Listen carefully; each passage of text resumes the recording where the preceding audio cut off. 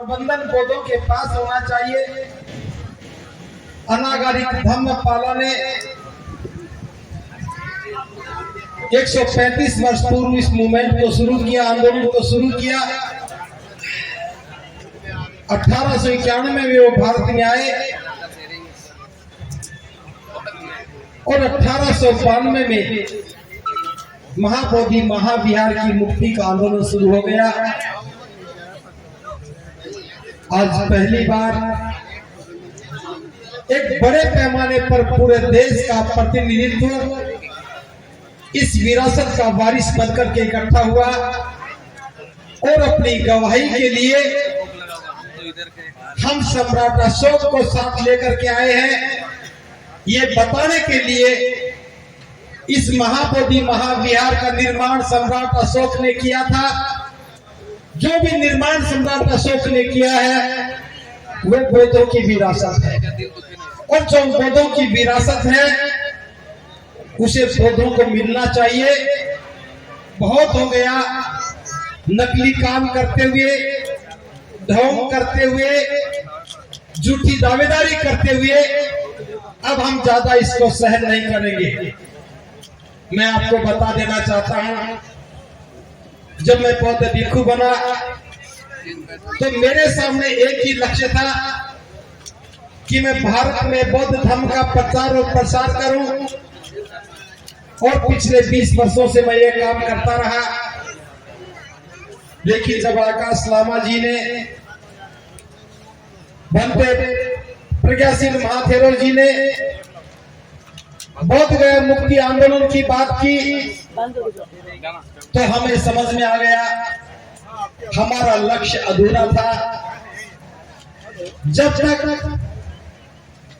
महाबोधि महाविहार जो बौद्धों की गरिमा और गौरव है, जिससे भारत का गौरव पूरी दुनिया में फैला है, अगर वो हमारे पास नहीं है तो हमारे बौद्ध बनने और नहीं बनने का कोई अर्थ नहीं है। हम बौद्ध बन सकते हैं लेकिन अपनी विरासत के वारिस नहीं बन सकते, तो ये काम अधूरा है। प्रिय उपासक उपासिकाओं और सभी भिक्षु भिक्षुणियों से मैं कहना चाहता हूं, हम चल करके बौद्ध गया आ गए हैं। इस लड़ाई को मंजिल तक पहुंचाएंगे। ये आंदोलन चाहे कितना भी लंबा चले, हम लौट करके नहीं जाएंगे। ये संकल्प हम लेकर के आए हैं, चाहे आंदोलन हमारा हक हमें कल मिल जाए, वित्तीय हक निरस्त हो जाए, तो हम इस विरासत को संभालने का काम करेंगे। और अगर ये लड़ाई लंबी चली तो हमारी तैयारी पूरे जीवन की तैयारी है। कोई पूछता है कि कितने दिन लड़ोगे, कोई पूछता है कितने दिन धरना चलेगा, कभी कोई महीने की बात करता है तो कभी कोई 1 साल की बात करते हैं। हम कहते हैं कि जीवन भर लड़ेंगे। भारत के इतिहास में इतना लंबा आंदोलन कोई नहीं है। 1892 में चला था, हमारी 3 पीढ़ियां दुनिया से जा चुकी है और हम बताएंगे या तो अधिकार को लेकर के जाएंगे, वरना इतिहास में योद्धाओं की भूमिका में अपना नाम लिख के चले जाएंगे। 2 बातें मैं आपसे करना चाहता हूं बस।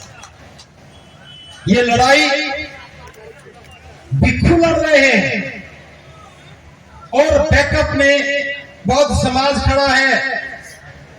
और ये लड़ाई में जीत की संभावना क्यों है? ये जीत की संभावना इसलिए है कि हमारे ना तो कोई आगे है ना पीछे है, हम बुद्ध के पीछे खड़े हैं। बुद्ध हमारे शास्ता है और किसी भी भिक्षु के लिए ये अपमान की बात है। जब हमारे शास्ता का स्थान सुरक्षित नहीं है तो हमारा जीवन सुरक्षित कैसे हो सकता है? मैं एक आह्वान कर रहा हूं, 14 अप्रैल तो आप मनाइए। 14 अप्रैल बाबा साहब की जयंती आने वाली है। बाबा साहब की जयंती जब मनाओ तो महाबोधि महाविहार को वहां सामने रख करके बताना, जहां पूरे दुनिया के बौद्धों का शीश झुकता है उस पर किसी और का कब्जा है, ताकि समाज और देश आंदोलित हो जाए। और दूसरी बात मैं कहना चाहता हूं, इस बार बुद्ध पूर्णिमा सारा देश मिलकर के बोध गया में मनाए। सभी उपासक उपासिकाएं इस बात को सुनिश्चित करें और सभी भिक्षु भी इस बात को सुनिश्चित करें। हर वर्ष आप अपने अपने बुद्ध विहारों में जयंती मना रहे थे, लेकिन वो हमारी भूल थी। मैं आह्वान कर रहा हूं, इस आंदोलन के मंच से आह्वान कर रहा हूं, ये बुद्ध पूर्णिमा महाकारुणिक बुद्ध के नाम कर दो, बोध गया मुक्ति के नाम कर दो। और सारे भिक्षु 1 मई से ही प्रस्थान शुरू कर दे, 4 मई को यहां आ जाएं और हम 8 दिन के लिए कठोर परिश्रम करेंगे, कामना करेंगे, तथागत की वंदना करेंगे, सूत्र का पाठ करेंगे। और हम कामना करते हैं कि ये वैशाख डे, ये बुद्ध पूर्णिमा बौद्धों के इतिहास में लिखी जाए। या तो बीटीएफ को निरस्त करा करके हम महाबोधि महाविहार में जाकर के वंदना करेंगे। अगर ऐसा नहीं हो सका तो फिर इसके बाद बोध गया से लेकर के पटना तक के पूरी सड़क पर बैठ करके हम दुनिया को बताएंगे कि विरासत के वारिस तो सड़कों पर खड़े हैं और जो वारिस नहीं है वो विरासत पर काबिज बने हैं। मैं एक नारा लगा रहा हूं, विरासत हमारी, वारिस तुम। बोलो, नहीं बनोगे, नहीं बनोगे। विरासत हमारी, वारिस तुम। विरासत हमारी, वारिस तुम। हमारी विरासत का कोई और वारिस नहीं बनेगा। एक छोटी सी कहानी है, इसलिए सुनाना चाहता हूं। आंदोलन में रहते हुए अनुभव से गुजर रहे हैं। पहले भी मन से बोला गया है, हमारे बीच में कुछ ऐसे लोग हैं जो इस आंदोलन को कमजोर करने की कोशिश कर रहे हैं। हमारे बीच में बैठ करके गलत बातों को बाहर फैला रहे हैं और बाहर के गलत लोगों की बातों को लोगों तक पहुंचा रहे हैं ताकि आंदोलन कमजोर हो जाए। छोटी सी कहानी है, लेकर के जाना। ये बौद्धों की विरासत आज जल रही है, आग लगी है। 135 वर्षों से बुझाने का प्रयास किया जाता रहा, लेकिन आग विकराल हो गई है।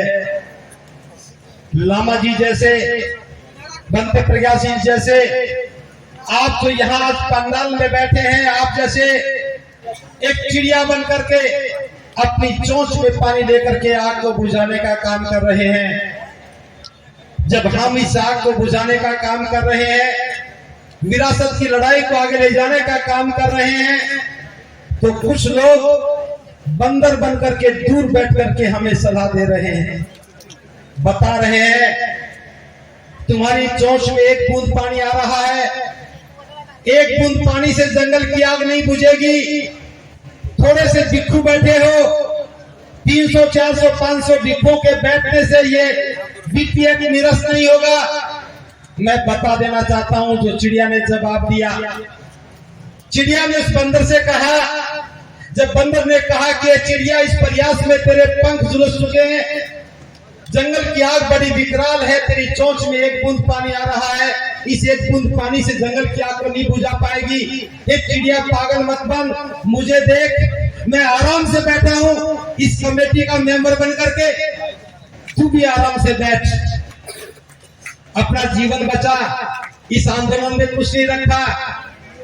तो चिड़िया ने कहा, हे बंदर, तू ठीक कह रहा है, मैं जानती हूं कि मेरी 1 चोंच पानी से जंगल की आग नहीं बुझेगी, लेकिन मैं ये भी जानती हूं एक दिन इस जंगल की आग का इतिहास लिखा जाएगा और उस इतिहास में आग बुझाने के प्रयासों में मेरा नाम सोने के अक्षरों से लिखा जाएगा और उसी जंगल की आग के इतिहास में, उसी बोध गया मुक्ति के इतिहास में तुम्हारा नाम गद्दारों की सूची में आएगा और काले अक्षरों से लिखा जाएगा। जब चिड़िया ने ये बात कही तो एक हाथी भी सुन रहा था। हाथी ने चिड़िया को आवाज दी, हे चिड़िया, तूने बंदर को क्या कहा, मेरी समझ में नहीं आया, एक बार मुझे भी बता दे।